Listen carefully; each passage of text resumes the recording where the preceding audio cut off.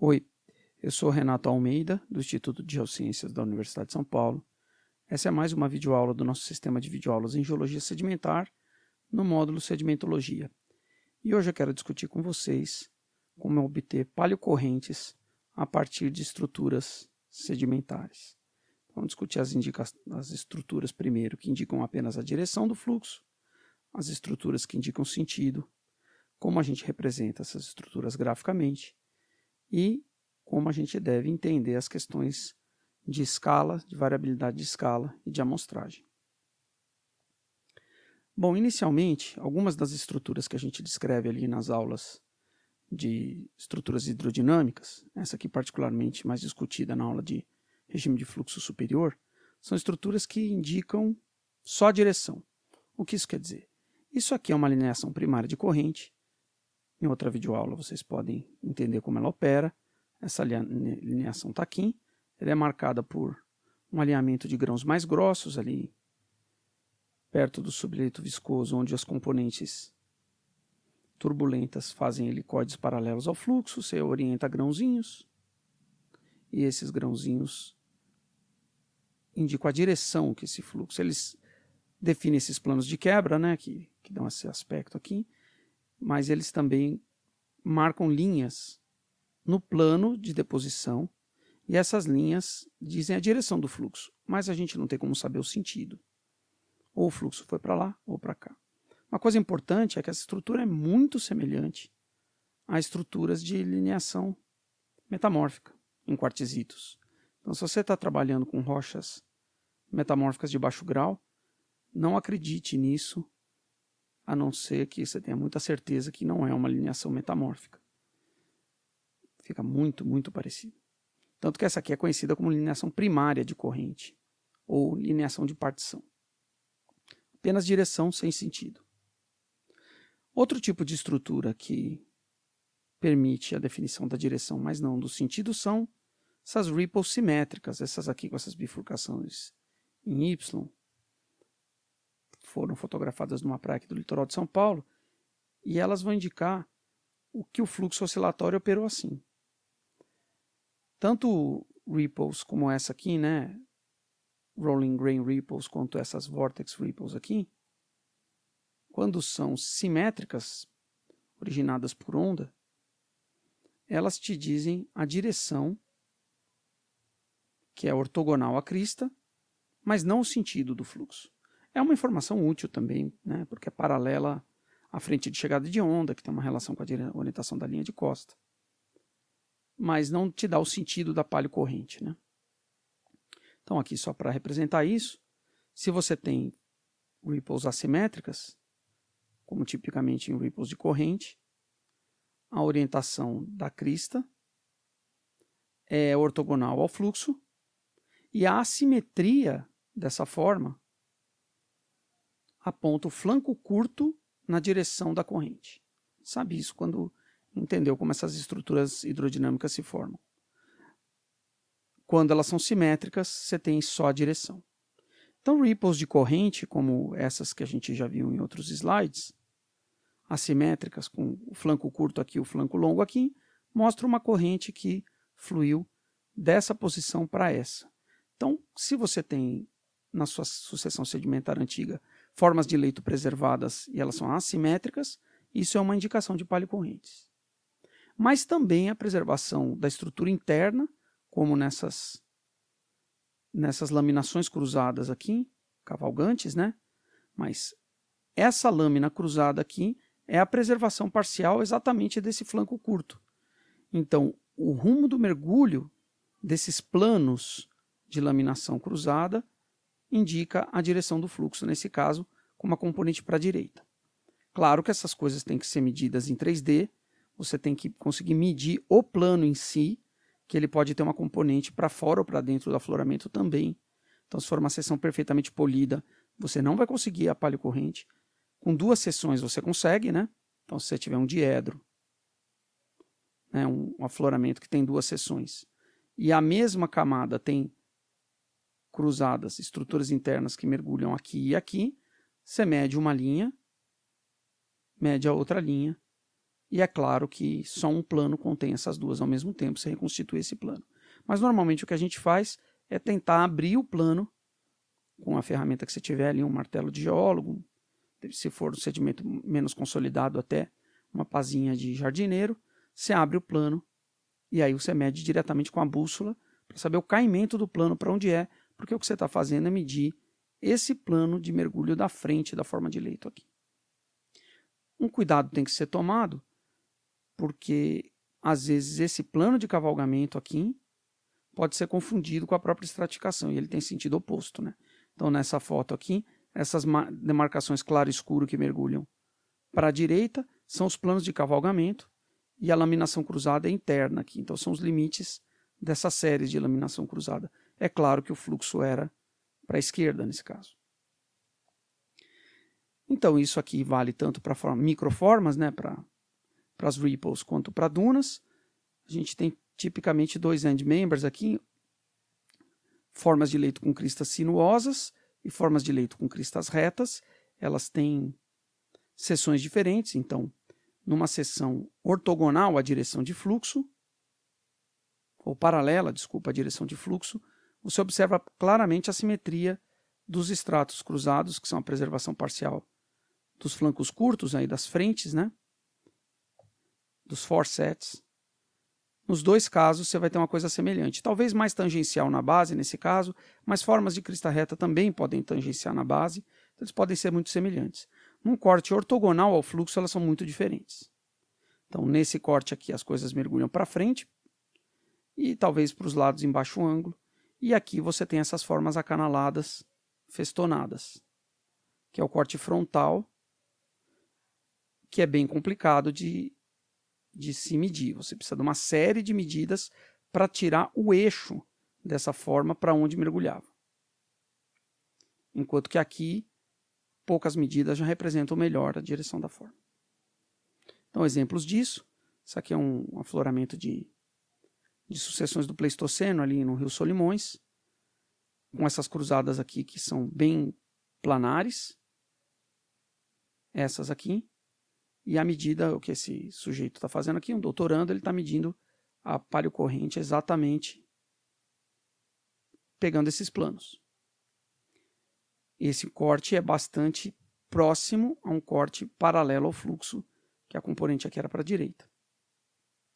Mas aqui a gente tem um exemplo do Cretáceo da Bahia, em que as suas formas não são, as formas de leito eram acanaladas. Então, você tem alguns estratos mergulhando para cá, um limite de séries inclinado, estratos mergulhando para cá desse lado, mergulhando para lá em baixo ângulo aqui. Aqui eles são mergulhando aqui e aqui. Aqui eles mergulham para cá, aqui eles mergulham para cá. Então, isso é um efeito daquelas geometrias vistas num corte mais frontal,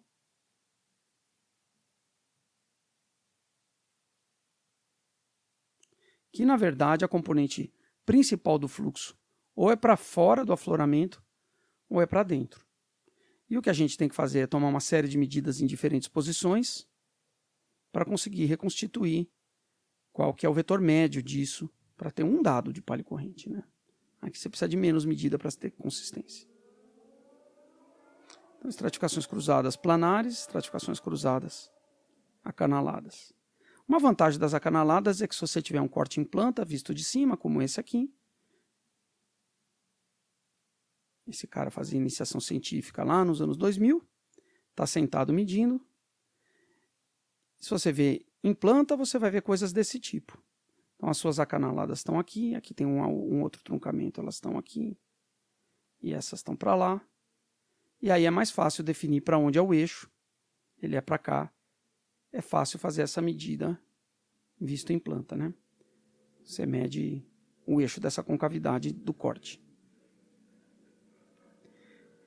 Outras estruturas mais raras, como esses turboglifos, que a gente já viu em outra aula, também conhecidos como flute casts, eles indicam direção e sentido.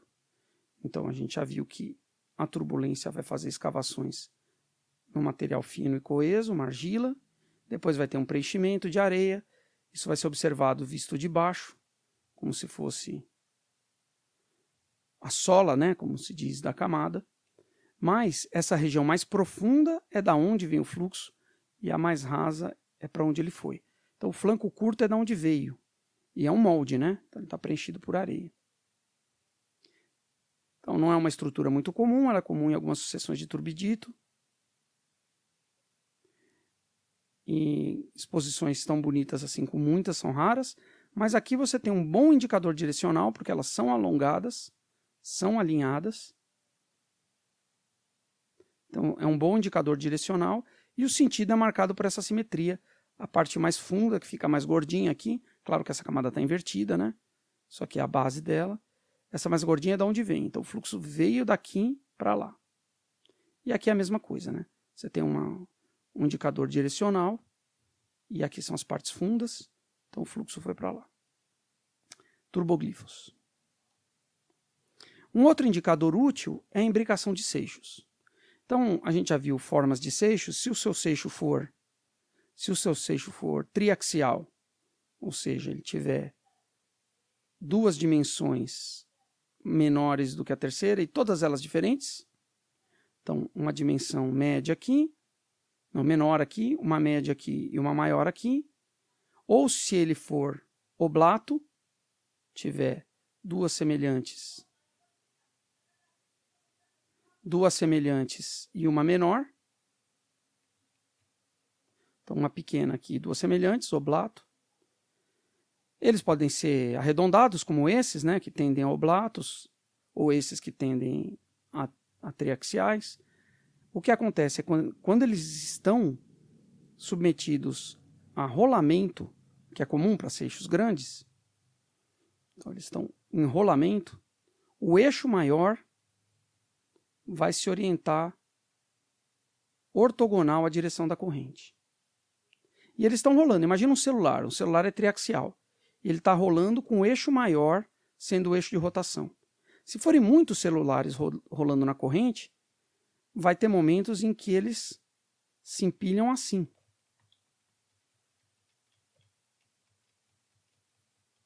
Eles estão rolando, então quando um parar e encostar no outro, existe uma tendência de eles se empilharem assim. Então aqui o eixo maior está aqui. E eles estão empilhados por esse plano aqui, né? Aqui é o médio e aqui é o maior. Então a gente diz que o plano de imbricação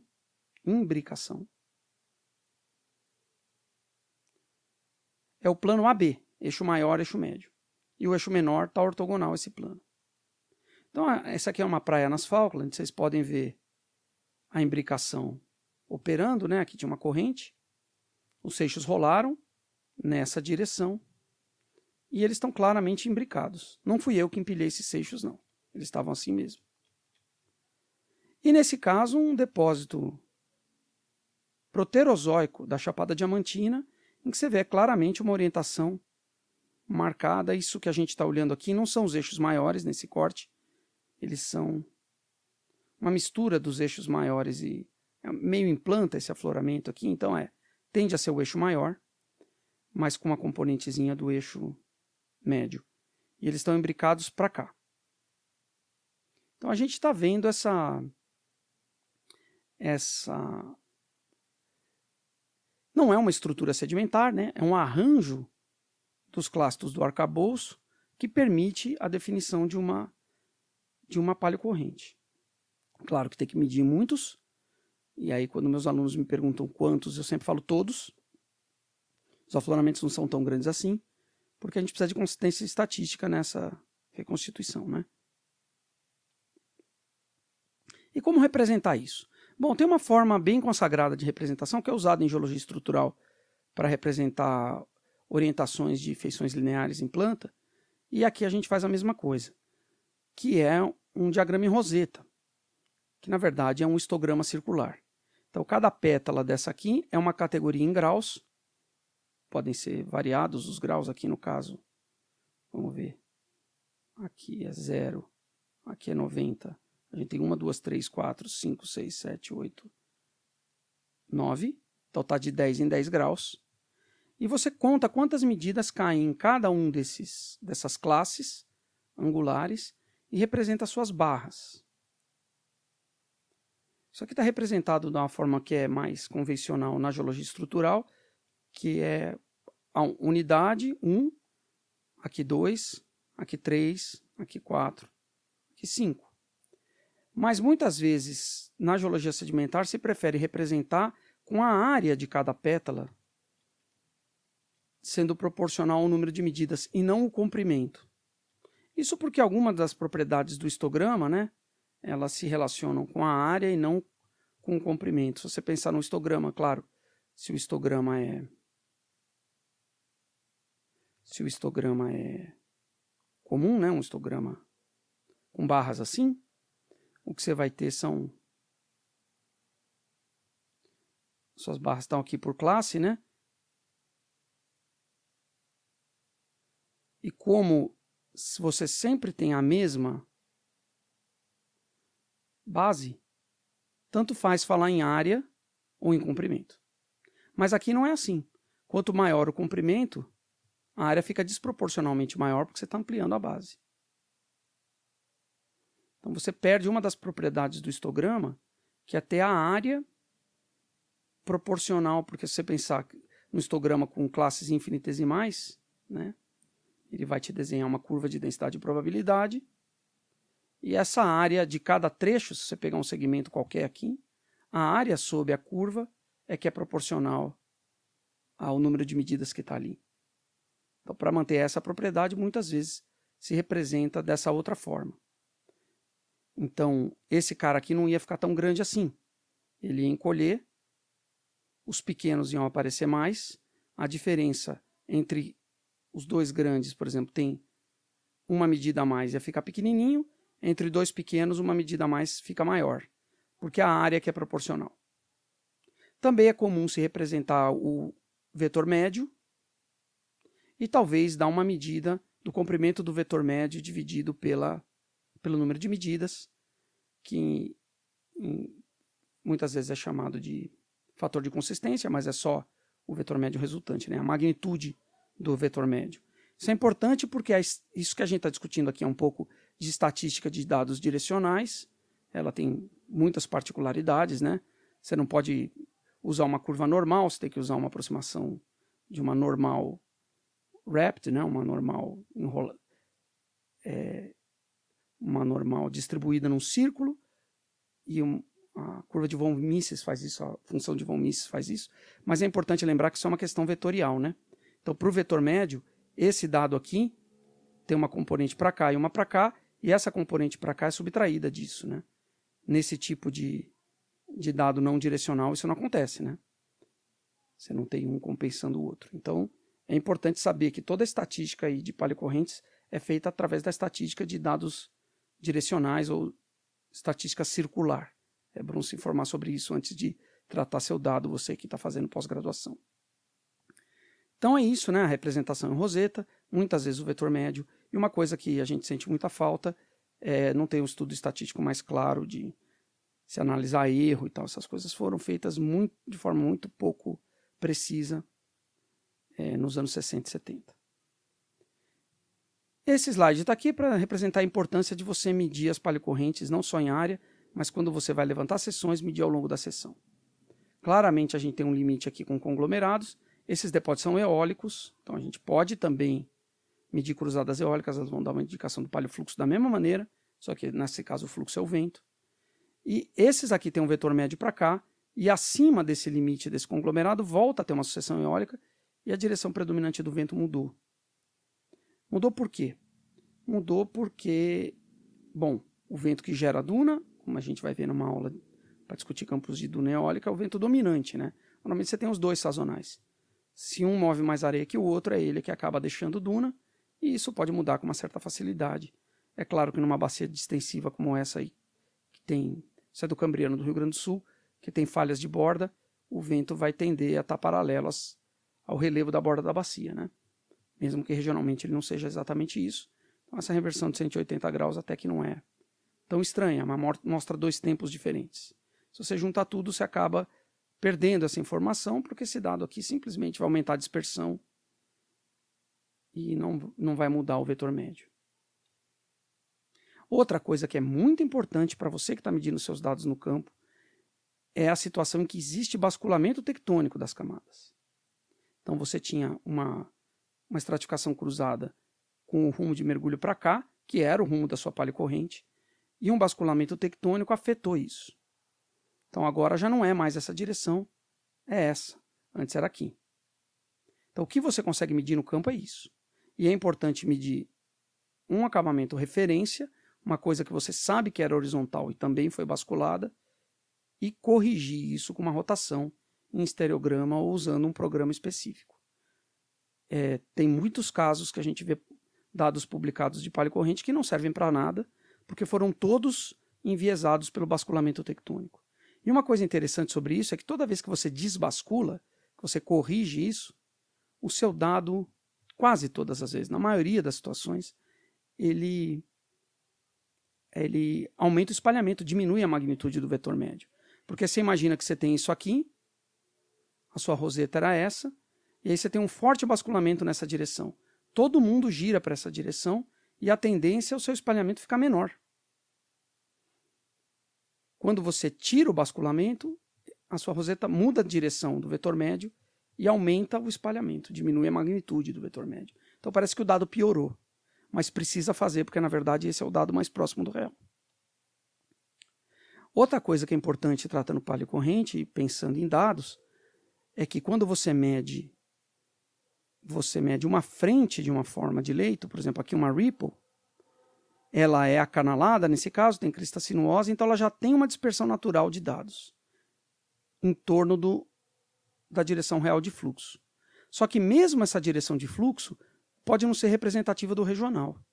Então você passa para uma outra escala, essa sua ripple aqui, ó, notem, essa aqui é a frente de uma duna. Ela estava nas costas de uma duna.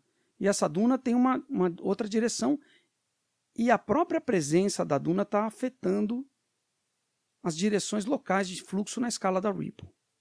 Isso é tão importante assim que para a ripple, se a ripple está no pé da duna, na sombra de pressão, na sombra de fluxo, então o fluxo está passando aqui em cima e a sua duna está aqui, essa sombra de fluxo aqui tem uma turbulência associada e tem um reattachment. E muitas vezes a ripple pode estar com o sentido contrário, pode estar indo para lá, no pezinho da duna. Claro que ela fica preservada aqui embaixo. Então a própria duna pode distorcer os fluxos e mudar o fluxo local que você está medindo em relação ao canal que você quer saber. A duna é a mesma coisa em relação à barra. Então você tem uma barra, as dunas estão aqui, e a barra faz o fluxo contornar ela. Então você tem, aqui você tinha uma dispersão, aqui você tem outra dispersão somada a essa, mais uma da barra, né, que é essa que está tentando ser representada aqui também, né? Os fluxos contornando a barra. E os sistemas de canais são sinuosos muitas vezes, ou bifurcados, né? Então você acaba tendo mais uma dispersão sobreposta a essas. Só que do trabalho do Maio lá de 77 é só qualitativo, ele não quantificou essas coisas, né? Então você tem a dispersão da frente, que você está medindo, da cruzada em relação ao fluxo, várias escalas de variação de fluxo em torno de barra e por sinuosidade, e depois ainda regionalmente você tem sistemas tronco e tributários com direções diferentes na mesma bacia, talvez até sistemas distributivos, como a gente já viu numa aula de sistemas fluviais. Isso só para rio, né? Então, tem uma variabilidade da paleocorrente e a pergunta que você faz é para onde ia o fluxo, ou qual era a direção da pendente principal da bacia, para onde a cunha clástica migrava? Bom, para saber isso você precisa de muito dado e de uma distribuição espacial boa deles. Se você pegar os dados só de uma região, você pode estar a 90 graus e com dispersões tão grandes que o seu dado, por exemplo, aqui, nessa região, ele está para cá, e certamente tem algumas estruturas que vão estar contrárias. Então você precisa saber regionalmente como isso se distribui e ter boas médias. Esse aqui é um trabalho que foi feito com esse enfoque lá no Cretáceo da Bacia do Tucano, na Bahia. Cada roseta dessa aqui, na verdade, se refere a muitos dados, é um agrupamento de afloramentos próximos. Tem muitos afloramentos aqui, você vê, os valores são bem grandes, né? Você tem centenas de medidas em cada uma dessa roseta. Algumas delas têm muitas centenas de medidas.